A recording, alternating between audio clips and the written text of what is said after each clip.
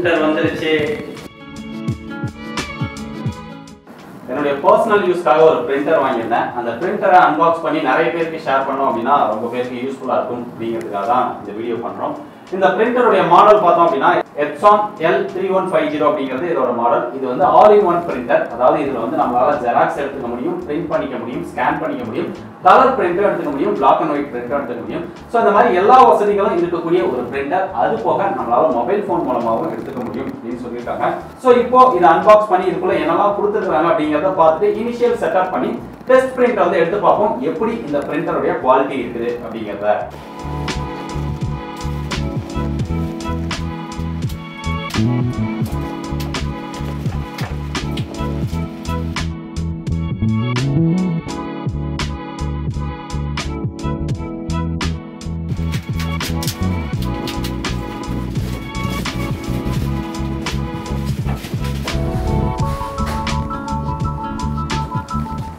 ரியர்ல வந்து bottom side அப்படின்னு போட்டிருக்காங்க.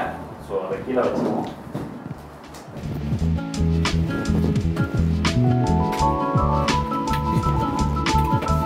ஓப்பன் பண்ணோம் அப்படின்னா மேலேயே ஒரு கவர் மாதிரி கொடுத்துருக்காங்க. அதுக்குள்ள யூசர் மேனுவல், சிடி இதெல்லாம் இருக்குதுன்னு நினைக்கிறேன். யூசர் மேனுவல் இதெல்லாமே கொடுத்துருக்காங்க, வாரண்டி கார்டு, அதுக்கப்புறம் ஒரு டிரைவர் சிடி இருக்குது. சைடில் ஒரு கேபிள் கொடுத்துருக்காங்க. பிரிண்டரை நம்ம யூஎஸ்பி மூலமா கம்ப்யூட்டர்ல கனெக்ட் பண்றதுக்கு ஒரு கேபிள் கொடுத்துருக்காங்க. பிரிண்டருக்கான பவர் கேபிள் கொடுத்துருக்காங்க. பிரிண்டருக்கான இங்க் பாட்டில் கொடுத்துருக்காங்க. 4 கலர் இருக்கு. பிளாக், அது போக கலருக்காக 3 பாட்டில் கொடுத்துருக்காங்க. ஸோ டோட்டலாக 4 பாட்டில் வந்து ஃபுல்லாக கொடுத்துருக்காங்க. அதுவும் எப்சான் பிராண்ட்லேயே கொடுத்துருக்காங்க. இந்த பிரிண்டரை எப்படி வெளியில் எடுக்கணும் அப்படின்னு சொல்லி இங்கே இன்ஸ்ட்ரக்ஷன் கொடுத்துருக்காங்க. ஜஸ்ட் இந்த 2 தெர்மோகோலை வெளியில் எடுத்துட்டு அதுக்கப்புறம் இந்த கவரை பிடிச்சு பிரிண்டரை இப்படி தூக்கணும் அப்படின்னா வெளியில் ஈஸியாக வந்துடும். நீங்கள் உள்ள கையை விட்டு தூக்கணும் அப்படிங்கிற அவசியம் கிடையாது. அவ்வளோதான், பிரிண்டர் எடுத்தாச்சு. பிரிண்டருக்கு ஒரு பெரிய கவர் போட்டிருக்காங்க.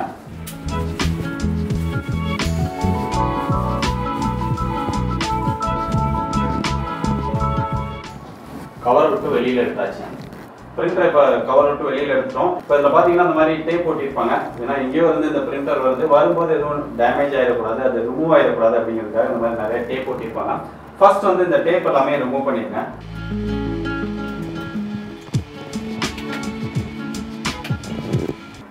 இப்போ ஒட்டியிருந்த அந்த டேப் எல்லாம் எடுத்தாச்சு. அடுத்ததாக செட்டப் பார்க்கணும். இந்த பிரிண்டரை எப்படி செட்டப் பண்ணணும் அப்படின்னு சொல்லி அவங்களே ஒரு யூசர் மேனுவல் கொடுத்துருக்காங்க. ஸ்டெப் பை ஸ்டெப் கைட் கொடுத்துருக்காங்க, ஒவ்வொன்று நம்பர் போட்டு. ஸோ இந்த ஸ்டெப்பை நீங்கள் ஃபாலோ பண்ணீங்க அப்படின்னாலே ரொம்ப ஈஸியாக பண்ணிட முடியும். அப்படி இல்லை அப்படின்னாலுமே நான் அந்த வீடியோவில் ஸ்டெப் பை ஸ்டெப்பாக சொல்கிறேன். முதல்ல நம்ம இங்க் வந்து ரீஃபில் பண்ணணும்.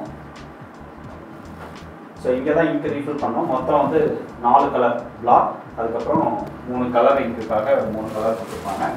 மொத்தம் இந்த 4 பாட்டில் இருக்குது. 4 பாட்டிலையும் இதில் இங்க் ரீஃபில் பண்ணோம். இந்த பாட்டிலேயே என்னென்ன கலர் அப்படின்னு சொல்லி கொடுத்துருப்பாங்க. கலர் தெரியல அப்படின்னாலுமே அந்த சிம்பிள் கொடுத்துருப்பாங்க, YMCBK. இதில் அந்த இதை மென்ஷன் பண்ணியிருப்பாங்க, BKYMC. என்னென்ன நேம் போட்டிருக்கோம் அந்தந்த லெட்டர்ஸ்க்கு அந்தந்த பாட்டிலை யூஸ் பண்ணிக்கணும் இங்க் ரீஃபில் பண்ணுறதுக்கு. ஜஸ்ட் இந்த பாட்டிலை கவர் விட்டு வெளியில் எடுத்து அதை ஓப்பன் பண்ணுங்க. ஓப்பன் பண்ணிவிட்டு இதில் இந்த லாக் மாதிரி கொடுத்துருப்பாங்க. ஸோ அதை அந்தந்த இதில் ஓப்பன் பண்ணி அந்த இங்கை ஃபில் பண்ணிடுங்க.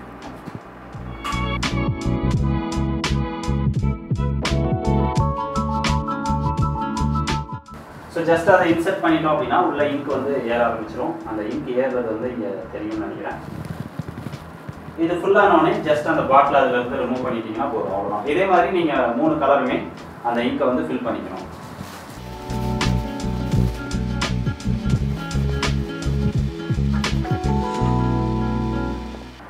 எடுத்துட்டு அந்த கேப்பை போட்டு க்ளோஸ் பண்ணி வச்சுக்கணும். இதே மாதிரி எல்லா கலரையும் ரீஃபில் பண்ணணும். இதில் ரொம்ப முக்கியமாக அதை வைக்கும்போது இதை வந்து ப்ரெஸ் பண்ணிடக்கூடாது. லைட்டாக அப்படி நம்ம பிடிச்சி அந்த பாட்டிலை கவுத்தினா போதும். இந்த இடத்துல ஒரு சின்ன லாக் மாதிரி கொடுத்துருப்பாங்க, அதை எடுத்துட்டு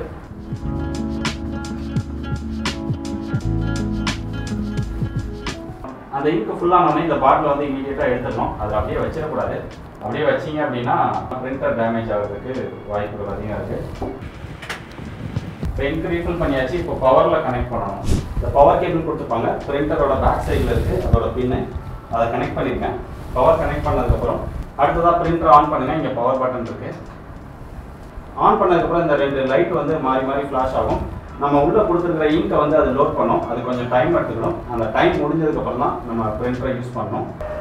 அடுத்ததாக இந்த பட்டன் வந்து ஒரு 5 செகண்ட் ப்ரெஸ் பண்ணுங்கள். ப்ரெஸ் பண்ணிங்கன்னா உள்ள ஒரு சவுண்ட் மாதிரி வரும். ஸோ அதெல்லாம் முடிஞ்சதுக்கப்புறம் பிரிண்டர் வந்து பிரிண்ட் பண்ணுறதுக்கு ரெடி ஆகிடும். அடுத்ததாக இதில் பேப்பர் எப்படி வைக்கிறதுன்னு பார்த்தீங்கன்னா பிரிண்டரோட ரியல் சைடில் ஒரு இது மாதிரி கொடுத்துருப்பாங்க. ஜஸ்ட் அதை தூக்கி விட்டிங்கன்னா இந்த மாதிரி வரும். உள்ளே வந்து அந்த பேப்பர் வைக்கிறதுக்கு ஒரு ப்ளூ கலரில் கொடுத்துருப்பாங்க. அதை ஜஸ்ட் அட்ஜஸ்ட் பண்ணுங்கள். அட்ஜஸ்ட் பண்ணிவிட்டு இந்த பேப்பரை வந்து உள்ளே வச்சு அதை டைட் பண்ணிடுங்க. அவ்வளோதான். ஸோ பேப்பர் வச்சாச்சு. இப்போ பிரிண்டர் வந்து ரெடி ஆகிடுச்சு. அந்த பவர் பட்டனில் பார்த்தீங்கன்னா அந்த லைட் வந்து ஃபுல்லாக எரிஞ்சிட்டே இருக்கும். ஆல்ரெடி நம்ம வந்து பேப்பர் வச்சுட்டோம். பேப்பர் வச்சதுக்கப்புறம் பிரிண்டர் வந்து ஒரு டைம் ஆஃப் பண்ணியிருக்கேன். இப்போ வந்து ஒரு டெஸ்ட் பிரிண்ட் வந்து எடுக்க போகிறோம். அந்த டெஸ்ட் பிரிண்ட் எடுக்கிறதுக்கு இந்த பவர் பட்டனையும் இந்த லாஸ்ட்ல ஒரு பட்டன் இருக்கு. இந்த 2 பட்டனையும் சேமா ஒரே டைம்ல பிரஸ் பண்ணி பிடிங்க.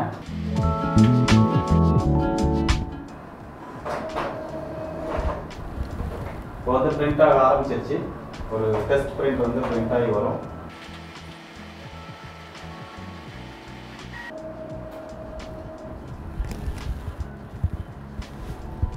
டெஸ்ட் பிரிண்ட் வந்து பிரிண்ட் ஆகி வந்துருச்சு. இதுல வந்திருக்கக்கூடிய அந்த மேல வந்து லைன் வந்துருக்கு இல்லையா, இந்த லைன் பார்த்தீங்கன்னா எல்லா கலருக்கும் வந்திருக்கும். அப்புறம் பிளாக் அண்ட் ஒயிட் வந்திருக்கும். இந்த லைன் வந்து ஃபுல்லாக இல்லாமல் இடையில பிரேக் ஆகி இருந்தது அப்படின்னா உங்களுடைய நாசில் ஹெட்டை வந்து நீங்கள் க்ளீன் பண்ணணும். அந்த க்ளீன் பண்ணுறது எப்படி அப்படின்னா அந்த ஸ்டெப் வந்து உள்ளே கொடுத்துருப்பாங்க.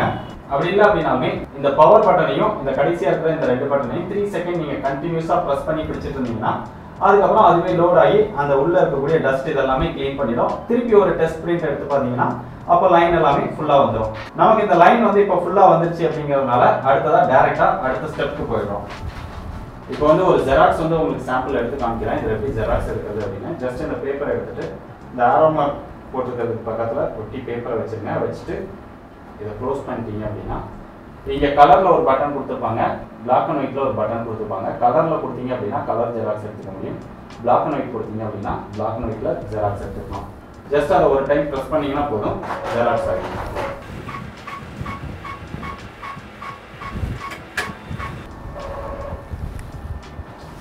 ஜெராக்ஸ் பார்த்தீங்கன்னா நல்ல ஒரு குவாலிட்டியான ஜெராக்ஸ் கிடைக்குது. இந்த ஒரிஜினல்ல என்ன குவாலிட்டி இருக்கோ அந்த அளவுக்கு ஒரு குவாலிட்டியான ஜெராக்ஸ் வந்து நம்மளால எடுத்துக்க முடியுது. பெரிய அளவில் டிஃபரன்ஸ் பார்க்க முடியல, கொஞ்சம் ஒரு ஃபேடான டிஃபரன்ஸ் தெரியுது.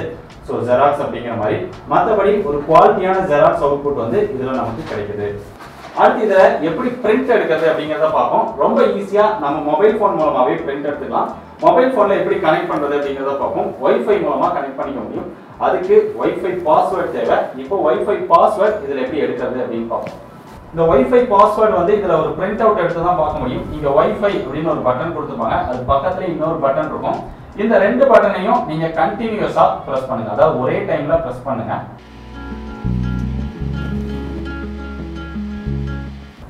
ப்ரெஸ் பண்ணதுக்கப்புறம் இந்த லைட் வந்து ஒய்ஃபைக்கு ரெடி ஆயிரும். அதுக்கப்புறம் நீங்கள் இந்த ஒய்ஃபைக்கு பக்கத்தில் இருக்கிற பட்டனை ஒரு 7 செகண்ட் வந்து ப்ரெஸ் பண்ணுங்க. 7 செகண்ட் ப்ரெஸ் பண்ண உடனே ஆட்டோமேட்டிக்காக ஒரு பேப்பர் வந்து பிரிண்ட் ஆக ஆரம்பிக்கும். இப்போ பிரிண்ட் ஆகிட்டு இருக்குது.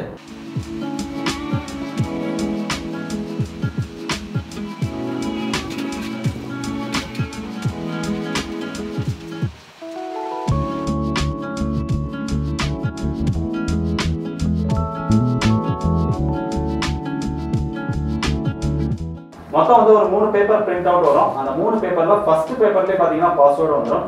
SSID அப்புறம் பாஸ்வேர்டு அப்படின்னு சொல்லியிருக்கும். அந்த பாஸ்வேர்டு அப்படிங்கிறது தான் இதில் பாஸ்வேர்டு. இப்போ இந்த பாஸ்வேர்டை போட்டு உங்க மொபைல்ல இந்த பிரிண்டர் வந்து கனெக்ட் பண்ணிக்கலாம். கனெக்ட் பண்ணி பிரிண்ட் எடுக்கலாம். இதை பிரிண்ட் எடுக்கிறதுக்கு ஒரு ஆப் வந்து உங்க மொபைல்ல இன்ஸ்டால் பண்ணணும். பிளே ஸ்டோர்ல போனீங்கன்னா எப்சான் iPrint அப்படின்னு ஒரு ஆப் இருக்கும். அந்த ஆப் வந்து இன்ஸ்டால் பண்ணிக்கோங்க. இன்ஸ்டால் பண்ணீங்கன்னா டர்ம்ஸ் அண்ட் கண்டிஷன்ஸ் அக்ரிமெண்ட் கேட்கும். அதெல்லாம் ஓகே கொடுத்துருங்க. அதில் சில டுட்டோரியல்ஸ்லாம் காமிக்கும் எப்படி யூஸ் பண்ணுறது அப்படிங்கிற மாதிரி, எந்த மாதிரி ஃபோட்டோஸ் எடுக்கணும் அதெல்லாம் நீங்கள் பார்த்துக்கோங்க.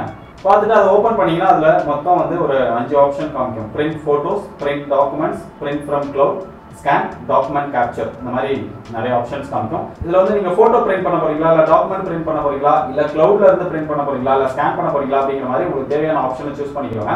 அதுக்கு முன்னாடி இந்த மாதிரியான ஆப்ஷன் கொடுக்கறதுக்கு முன்னாடி முதல்ல பிரிண்டரை வந்து செலக்ட் பண்ணணும். So printer is not selected அப்படின்னு இருக்கு. அதை டச் பண்ணிக்கோங்க.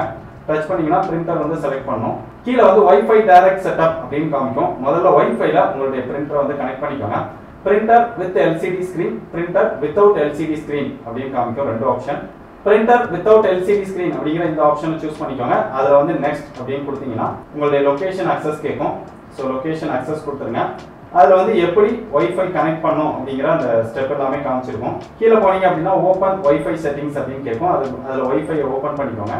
ஓப்பன் பண்ணீங்கன்னா உங்களுடைய பிரிண்டருடைய ஆப்ஷன் வந்து அங்கே காமிக்கும். டைரக்ட் 9E எப்சான் அப்படிங்கிற மாதிரி காமிக்குது. ஸோ அதை வந்து நீங்கள் கனெக்ட் பண்ணணும். பாஸ்வேர்ட் பார்த்தீங்கன்னா நம்ம ஆல்ரெடி பிரிண்ட் அவுட் எடுத்து வச்சுருக்கோம். அந்த பிரிண்ட் அவுட்லேயே பாஸ்வேர்டு இருக்கும். ஸோ என்னுடைய பாஸ்வேர்டை நான் என்ட்ரு பண்ணுறேன். இப்போ பாஸ்வேர்டு என்ட்ரு பண்ணிட்டேன். பிரிண்டர் வந்து கனெக்ட் ஆகிடுச்சு. இங்கே பிரிண்டர் வந்து இப்போ செலக்ட் ஆகிடுச்சு. செலக்ட் ஆனதுக்கப்புறம் இங்கே பிரிண்டருக்கான ஆப்ஷன்லாம் காமிக்குது.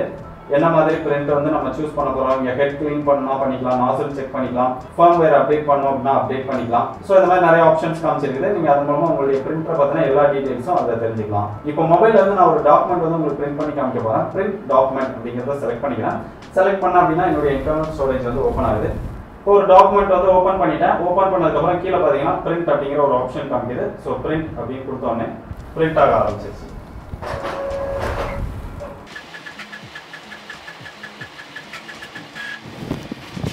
ஸோ பிரிண்ட் கொடுத்தேன். இங்கே வந்து பிரிண்ட் ஆகிடுச்சு. இந்த பிரிண்ட் ஆகிறதுக்கு முன்னாடி அது வந்து கலரில் பிரிண்ட் ஆகணுமா இல்லை பிளாக் அண்ட் ஒயிட்டில் பிரிண்ட் ஆகணுமா அப்படிங்கிற எல்லாமே பிரிண்டிங் வந்து நீங்கள் கரெக்டாக செட் பண்ணிக்கோங்க.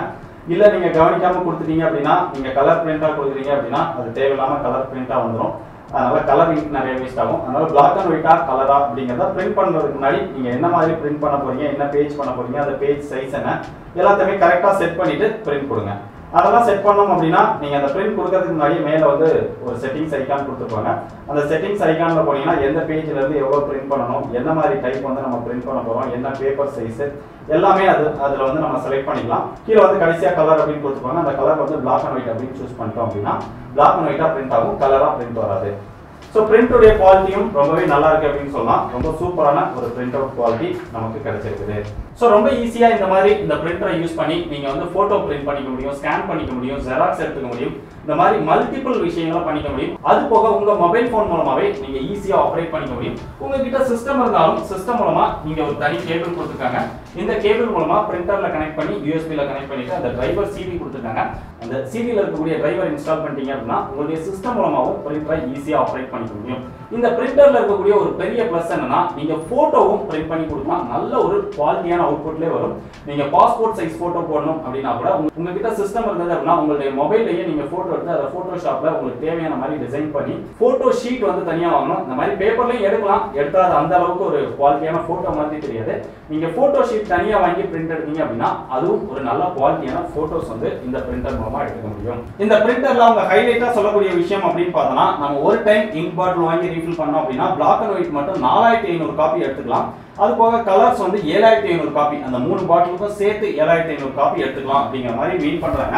ஆனா இதை நீங்க ஃபுல்லா யூஸ் பண்ணீங்க அப்படின்னா அவங்க சொல்ற அளவுக்கு 4500 காப்பிலாம் எடுக்க முடியாது. ஒரு 1500ல இருந்து 2500 காப்பி வரைக்கும் எடுக்க முடியும். அதுவும் நம்ம யூஸ் பண்றதை பொறுத்து நீங்க என்ன மாதிரியான பிரிண்ட் அவுட் எடுக்கிறீங்க அப்படிங்கிறத பொறுத்து தான். நீங்க அதிகமா இமேஜஸ் இல்ல டார்க்கான பேப்பர்ஸ் அந்த மாதிரி இதெல்லாம் பிரிண்ட் எடுத்தீங்க அப்படின்னா ரொம்ப கம்மியான காப்பீஸ் வரும். இல்ல ரொம்ப கம்மியா டெக்ஸ்ட் மாதிரி இருக்கிறதா நீங்க அதிகமா எடுத்தீங்க அப்படின்னா உங்களுக்கு வந்து இன்னும் அதிகமான காப்பீஸ் வரும்.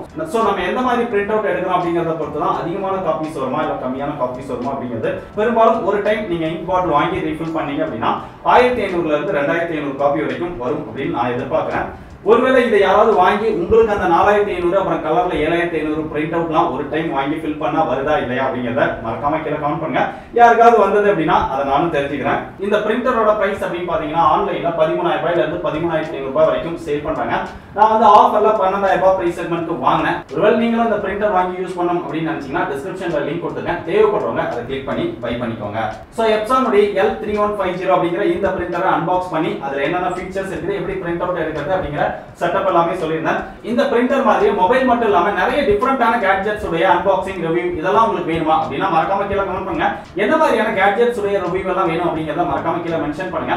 சோ நிறைய கமெண்ட்ஸ் எதுக்கெல்லாம் வருதோ அதுக்கெல்லாம் நான் வாங்கி ரிவ்யூ பண்ண முயற்சி பண்றேன். இந்த வீடியோ பிடிச்சிருந்தது அப்படின்னா மறக்காம லைக் பண்ணுங்க. இந்த வீடியோ உங்களுக்கு ரொம்பவே யூஸ்ஃபுல்லா இருந்தது அப்படின்னா மத்தவங்களுக்கு ஷேர் பண்ணிக்கோங்க. நிறைய பேருக்கு யூஸ்ஃபுல்லா இருக்கும் அப்படின்னு நினைக்கிறேன். இதே மாதிரி நிறைய இன்ட்ரெஸ்டிங்கான யூஸ்ஃபுல்லான வீடியோஸ் பார்த்து தெரிஞ்சுக்க டெக் படி சார் எல்லா சோஷியல் மீடியாவையும் ஃபாலோ பண்ணிக்கோங்க. டிஸ்கிரிப்ஷன்ல எல்லா சோஷியல் மீடியாவோட லிங்க்கும் இருக்கு. இதே மாதிரி இன்னொரு யூஸ்ஃபுல்லான வீடியோவை சந்திக்கிறேன். பாய்.